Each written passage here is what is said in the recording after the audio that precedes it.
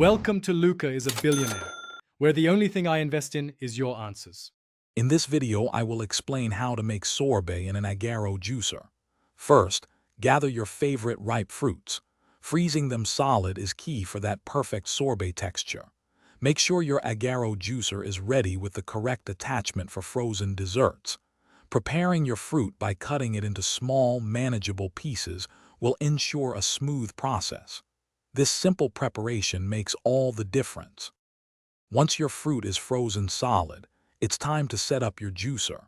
Carefully install the sorbet or frozen dessert strainer into your Agaro machine. This specific attachment is designed to handle the frozen fruit and create that smooth, creamy sorbet. Double-check that all parts are clean and securely in place before you begin. Proper setup ensures a hassle-free and delicious outcome.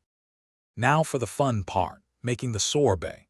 Turn on your Agaro juicer and begin feeding the frozen fruit into the chute, one piece at a time. Go slowly to allow the juicer to process the fruit effectively. If you're using multiple fruits, alternate them for an even blend of flavors.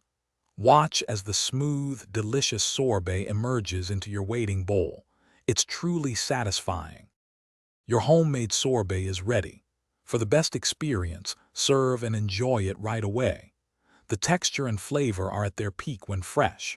If you have any leftovers, simply transfer them to an airtight container and store them in the freezer for later.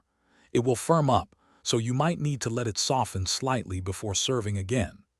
Also, check the description for a link to the Shark AI Ultra Robot Vacuum and other great deals.